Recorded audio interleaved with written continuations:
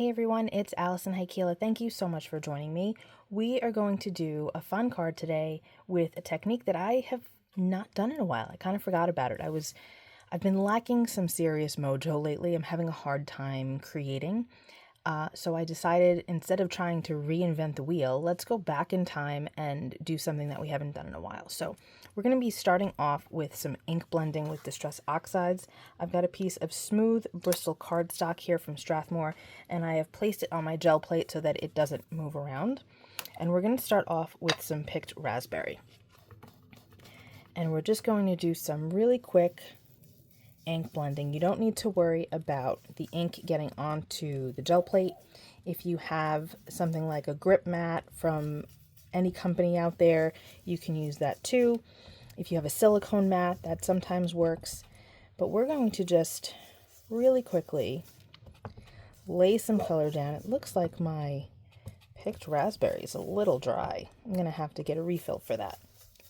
But you can see that this having the gel plate here really helps keep things in place and doesn't require a whole lot of effort as it would if you were working directly like on the glass mat. Now I've got Seedless preserves, and we're going to go in with this. This is a nice kind of pinky purple. And you can see how nicely these two colors go together. I'm using Ranger's mini ink blending tools here. I'm sorry that my camera is bouncing around. It's just the way that I have it rigged up. It bounces pretty easily. I'm so sorry about that. We'll be done soon though. I'm going to bring this down a little lower than I want it so that it starts to blend with the next color. And then I'm going to go back into my picked raspberry and make sure that this is blended really well. That looks nice. A little bit up here. There we go. Working on Strathmore Smooth Bristol cardstock is really my favorite for doing ink blending. It's what I do most of my techniques on. Okay, now we've got peacock feathers, and we're going to finish up the bottom third here. These three colors are so nice together. I needed to step away from holiday cards for a minute, although I had considered making this a holiday card, but I decided to change it up and do either a thank you card or a birthday card. I don't know, we'll see what happens. But look at this beautiful gradation of color we have going on.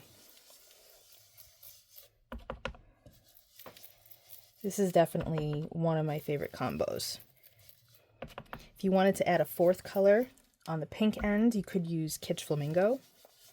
If you wanted to do a color after peacock feathers, you could do something like Chipped Sapphire or the Mariner.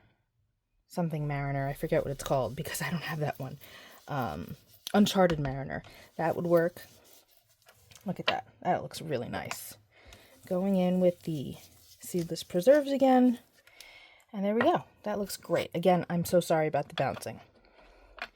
Okay, I'm going to close these up, move this whole thing off to the side, and now we're going to do our next step. This is going to be really cool. So I have this stencil. This is called the Overlapping Rings. It's from a Colorful Life design. I chose this stencil because it's bold, it's graphic, and it has not only a lot of positive space, but a lot of negative space too.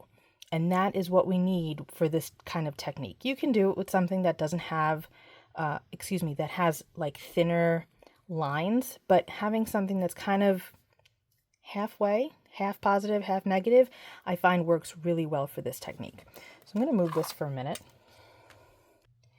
And I've got just a piece of cardboard that I like to spray on. You can see all those colors there. And now I have some sheer Shimmer Spritz in Sparkle. Frost works really well for this too.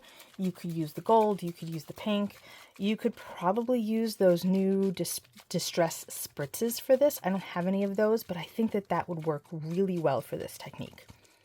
So we're just going to shake that up really well because there's like a glittery mica in here, and we have to make sure that it's shook up really well so that it goes into the liquid. And now we're going to just spray this. This spritzer is not the best because it's a little clogged.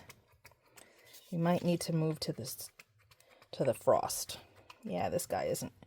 He's a little clogged. Hold on. I've got my stamp chamois here. Let's see if this works. It might not. Nah. All right. We'll just switch gears. Let me get my frost. So again, you can see all of that shimmer in here. And we're going to shake that up. This one is almost empty. But hopefully we'll be able to get enough out of it. And if not, I do have a couple of refills. Okay. Yeah, maybe we'll just switch to the refills. Because this is what happens, you guys. This is why you should clean your nozzles. Okay, I have a brand new bottle. You can see all of that fabulous sparkle down there. I'm going to shake it up. And after this video, I'm going to make sure that I wash out all of my nozzles. There we go. You can see that that is super shimmery. Not just wet, but shimmery. Okay, that should be good. And now what we're going to do is we're going to carefully pick this up, move it off to the side, and then I'm going to flip this onto my inked up panel. It doesn't have to be straight because of the type of pattern that it is. Doesn't matter. But what I want to do, I've got a piece of scratch paper here. I'll lay this on top just so that I can make sure that I have good contact. If you don't want to use your hands, you can use a brayer. But again, that gel plate is holding that stencil in place for us. So we want to make sure, can you see how some of it is lighter than other areas? Where it's darker, it has good contact. So we want to make sure that we have decent contact on here. Let's try a little bit more pressure. Now, the key is that the oxides, when they're wet, they oxidize. They give you a really cool effect. This shifted just a little bit, but we're okay. Check this out.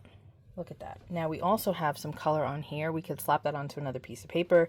Maybe this one. Let's just try it on here and see what happens. Might not be enough color for anything, but I always do like a twofer. Could be the start of another gel press print. I got something happening here. If we wet this a little bit more, we'll get more color, but we're not going to worry about that now. But take a look at this. So because the spray is water-based, it's oxidizing the Distress Oxide. You could do this with Distress inks. You could do this with any type of ink brand that is reactive with water. And you just have this really cool effect. Look at that sparkle. Isn't that nice? So it's like a controlled oxidation. So we're going to let this dry, and then we're going to finish up our card. Something I want to point out is that if you feel that if you're using something sparkly or shiny and there isn't enough in some areas, like you could see the oxidation is great here, but there's not a whole lot of sparkle, you could just go in with your spray, open it up, grab a brush, and just go over those areas again. And then you'll ensure that you have that sparkle. So you're just filling in that space with the sparkle. And this is another reason why it's really helpful to have a pattern that has a lot of positive and negative space. Because if you did something super thin, it might be a little trickier to kind of go over those lines again. You might not even be able to see them very well. But because this is a nice wide design, we could easily go in and just kind of fill in any of those spaces that you want. And this is a nice relaxing technique. You don't have to go crazy with anything, but if you want to enhance that design a bit, this is a great way to do it. Super quick. But if you don't want to, you can certainly leave it the way it is, and it's still a cool effect.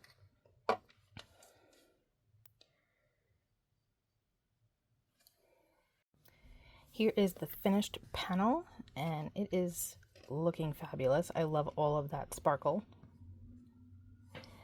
Now what we need is a sentiment. Of course, you don't have to just go right into a sentiment. If you want to use a critter or something like that, you can totally do that. You can die cut into this, whatever. But we're going to just keep things simple today. So I've got my binder. I got this idea from my friend Amy from Amy's Wares. She's amazing. She has such great ideas. And in this binder are baseball card pockets, and I sometimes will just make a whole bunch of sentiments and add them to this book. Sometimes I'll have colored images that I'll add to this book, but it's a really great way to organize things if you're not making a card from start to finish. So I want something that's going to take up a good amount of space. So I'm looking at this You're Amazing. This is from Honeybee Stamps Big Time Kindness. And I'm already drawn to this pink because I want to have my sentiment down here, and I think that that looks great. I don't really want to use the turquoise. This is Warm Breeze from Imagine. It's a VersaFine Clair. This is also a VersaFine Clair. But it's right on top of that Peacock feathers, so I want to have a bit more contrast. So we're going to go with that one. I will take a look at what color that is because I don't recall off the top of my head. The only thing you need to keep in mind is that you want to make sure that this stays upright so that you don't have any of your sentiments flying out. Okay, so I've got my swatches here for the first collection of VersaFine Clairs, and it is Charming Pink. So that's what this color is. If you want to learn about swatching, I have 2 videos on that. You can take a look at them if you want to start swatching. I find it to be super helpful with a lot of things. So let us add this to our panel. I've got some card bling picked out, also from a Colorful Life Designs. Is this clogged? No. So this is a really fun thing to do if you are in the same boat that I am and you're lacking some mojo. If you want to just get a whole bunch of things made really quickly, just backgrounds and stuff. You don't have to make finished cards if you don't want to. Just do some ink blending, pick out a few stencils, and then just have some fun with spritzes or shimmer spritzes or whatever you've got. Okay. So I have Crystal Opaque Poseidon. I thought that this was really appropriate because the base color is like a turquoisey teal color, but then the opalescent quality to it kind of brings out the purple and the pink that's in this background as well. So I thought that that worked really well. And then I have my card base here. Let's see. Are we going to leave that white? Hey guys, I think we might leave it white today. Fast, quick cards, guys. That's kind of where I'm at right now.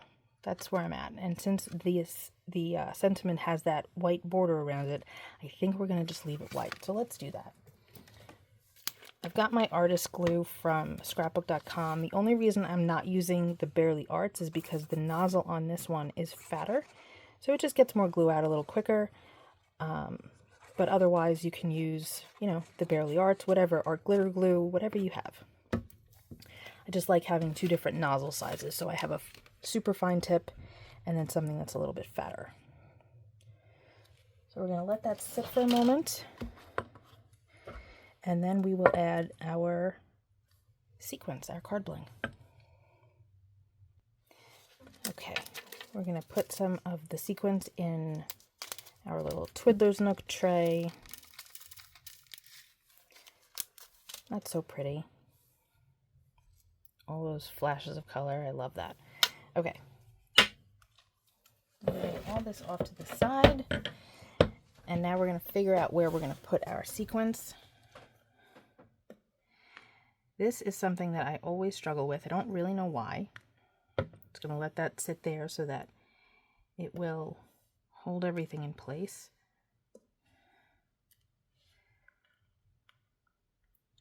I don't know what it is, but it takes me forever to kind of pick out where I want it. I usually like to do the rule of 3. Sometimes I do just odd numbers, so there's 3 in one spot and 2 in another. But I don't know, it takes me a while sometimes to get them placed properly. I think I want a medium.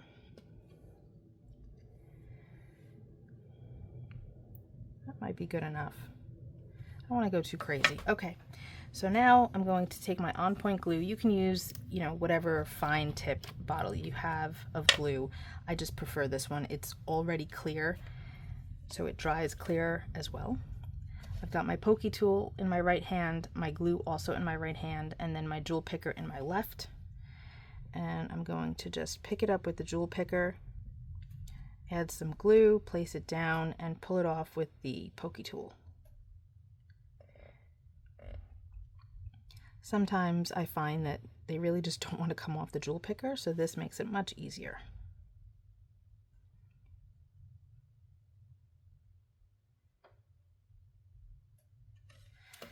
I like to tap it down so that this way the glue goes back down the nozzle, and then make sure you close it right away so it doesn't clog. And that, my friends, is our card for today. Super quick, super easy, great for days where you just don't know what you feel like making, but you still get a really cool effect.